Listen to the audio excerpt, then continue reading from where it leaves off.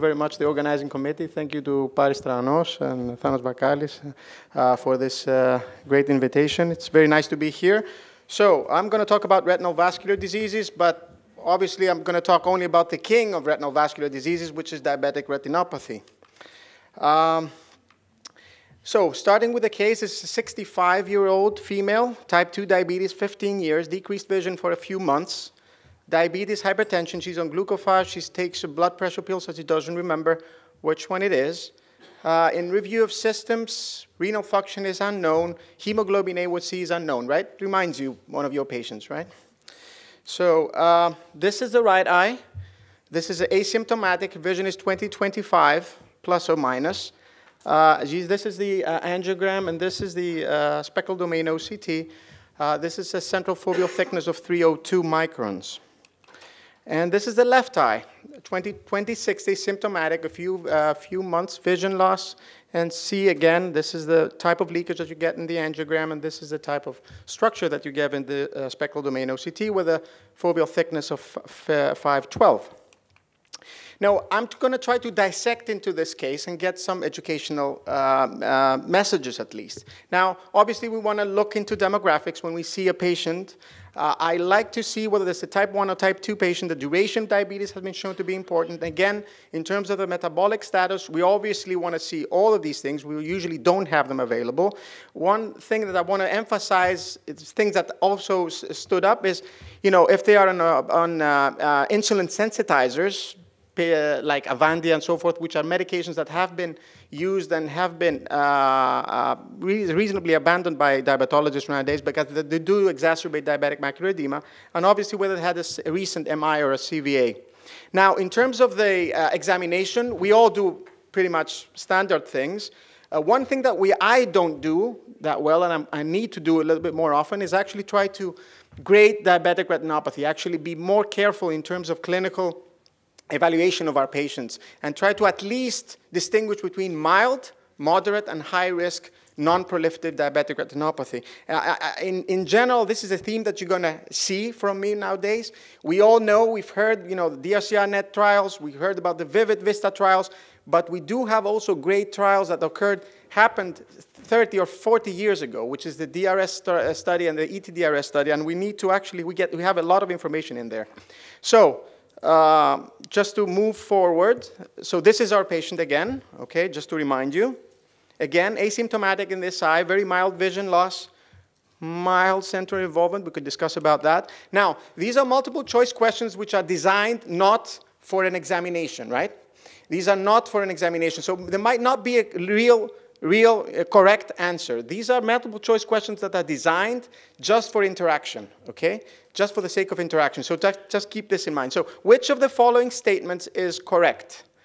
A, DME needs immediate treatment regardless of the underlying metabolic status of this patient.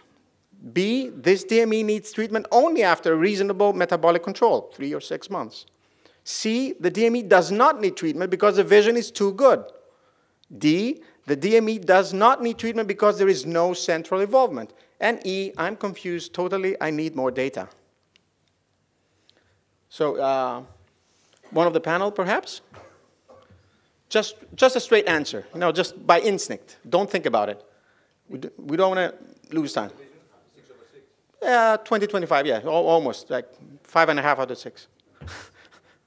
5. Well, I think that certainly you have to do something about the metabolic control, and this is irrespective of whether you're going to give treatment or not. That's true for any diabetic patient. I tend not to give injection in patients with 6/6 and minor or minimal intraretinal fluid, subretinal fluid. I tend to monitor them more closely. Okay. And certainly, if I optimize the metabolic control, this might well do the trick anyway. Excellent. Okay, so I'm just gonna move forward. Should we see the results? Oh yeah, why not? Why not? Hopefully it's 25% each. No, that's not well designed. Okay, 60% needs treatment only after reasonable metabolic control. Okay, so let's look at the data now. Okay, we don't have much data right now, and that's unfortunate because there is a lack of information regarding these patients because there has been a change in the trend and in technology in the way we diagnose diabetic macular edema. But In general, let's dissect into the arguments. Diabetic macular edema needs immediate treatment regardless of the underlying metabolic status. Well, let's concentrate on these eyes, which are perfect eyes, almost close to normal eyes, okay? DRCR Net Protocol G, 2012. They took eyes with subclinical DME, which were eyes tomographically proven that have DME, very, very good vision, but no central involvement. And what did this study show? That almost 30% of the patients developed central involvement in 1 year, and 40% at 2 years. These are numbers that you could actually quote to the patients. What are my chances, doctor, of having central involvement? 30% in 1 year, 40% at 2 years. What about ETDRS 40 years ago? Eyes that did have biomicroscopic clinically significant macular edema and had vision. There was a group of patients that had vision more than 20/25. Excellent vision, but CSME. What did the patients do? Well, when they went into the observation arm, 40% of the patients, almost 1 out of 2, 40% of the patients lost one Snellen vision line. One line of vision, not much, but they lost it in 2 years. And again, if you look at the graph of the ETDRS, these are the yellow line is the ones that were treated with laser. The other ones were observed pretty much. Well, you see that there's a decline, but there's not the decline that we actually see, let's say, in AMD, right? Remember the AMD trials or the observation arms of the PDT arm? They went really down, you know, within the next few months. That was a disaster. Well, here they lost, let's say, what? 5 letters, like 1 line of vision at 12 months, and another line of vision in another 12 months. So you do have some time. The immediate treatment is probably not necessary, immediate treatment. Now, let's say only after reasonable metabolic control. That's something that we hear again and again and again. I wanted to look a little bit into the evidence. What's behind that, right? And there's a lot of contradicted data here. Of course we know that tight diabetic control reduces the risk of microvascular complications. Where did we find that out? The huge trial, DCCT trial, showed us that, right? But again, look at the evidence. The DCCT trial was young type 1 diabetic patients. What about the UK-PDS trial, okay? Older type 2 diabetic patients. Well, tight control was not that robust of an effect. And there was a big difference between how robust of an effect had diabetic macular control, glucose control had to do with their microvascular complications. So all this evidence is driven primarily by type 1 younger patients. And again, it seems that the effect is blunted once the complications have manifested. What does that mean? That means that, yes, it does slow down the occurrence of macular edema, but once the macular edema is there, we probably don't know whether that's the robust effect of actually slowing down the trend and the evolution of the macular edema. And again, one needs to take into consideration that what? We know from the DCCT trial that there's a transient worsening of diabetic retinopathy for 1 or 2 years. So once you actually tell your patients that they're going to get into good control, and they know, diabetologists know about that, of course, and that's why there's a slow correction of the diabetic status, you have to keep in mind that there might be a transient worsening of what you see. And the other thing that we also need to keep in mind that, yes, we do know from the ETDRS that laser, that macular edema responds to laser better if there's metabolic control, but we don't really know about that in anti-VEGF. We actually know that when you have a fixed regimen, aggressive regimen, let's say the Rise and Ride, let's say the Vivid Vista, let's say DRCR protocols I and T, when you have an aggressive regimen, patients do well regardless of the hemoglobin A1C and regardless of how this trends over time. So what about vision too good? We hear about that. When vision is too good, you don't need to treat. Well, again, I like to see numbers. I like to see numbers because patients ask me, and I don't like the answer, yes, maybe, perhaps, yes, I'll see. Well, we don't have the information because we don't have DRCR protocol V yet, but we have these patients. We have this data here. Well, from ETDRS, good vision, excellent vision at baseline. When we did nothing, when we did nothing, 40% of patients lost 1 line at 2 years. When we did laser, 27% of patients. And when we took a similar cohort on the DRCR Net Protocol I, 4% of patients lost vision at 2 years. So we do have some information that perhaps we need to treat regardless of vision and very good vision. And what about central involvement? That's something I also need for you to clarify. What do we mean central involvement? What's central involvement? Trifona, what do you think central involvement is? How do you define central involvement? in DME. You mean in imaging or in everyday life? No, well, I define central involvement. Even I don't care even the slightest thickening of the central retina or the slightest drop in visual acuity for me is central involvement. Okay. Okay, that's reasonable to say, and I agree. Most of it, I agree. Well, we do have actually a definition of central involvement based on the studies, but I guess because we need to have something to to compare. And the DRCR-net showed us that when we use spectralis or spectral domain, central subfield, not point, central subfield thickness more than 320 in male and more than 305 in female. And we also have from the DRCR-net, when we don't have central involvement, there was a small trial that showed us in 24 eyes that there is a need to treat non-central involvement, perhaps with laser. And still, at that point, that's what was recommended.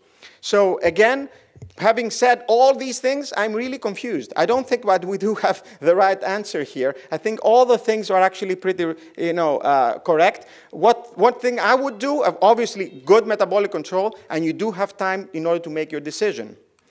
And moving along case one, second eye, well, that's straightforward. We treat immediately with injections, right? Anybody have a disagree here from the panel? No, right?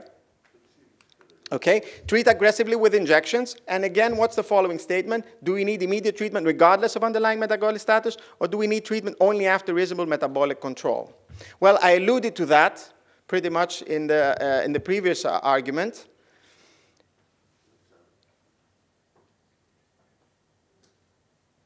Anybody from the panel?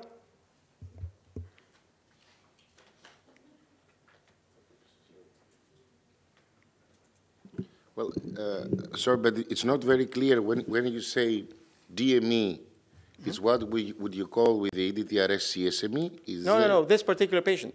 20/60 vision, drop of vision, diffused diabetes. Of course he needs. No, okay, we definitely agree that it needs injection.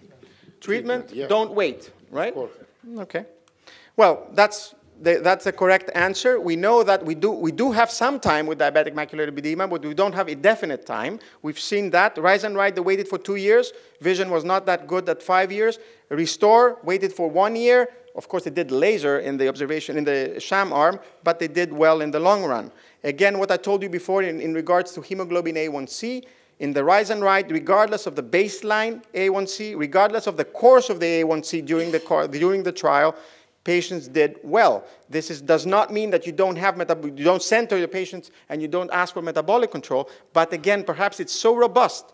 The anti-VEGF effect is so robust that actually is independent of what the hemoglobin A1C is. And again, what constitutes metabolic control is something that we should discuss further, but perhaps fluctuation of glucose is more important.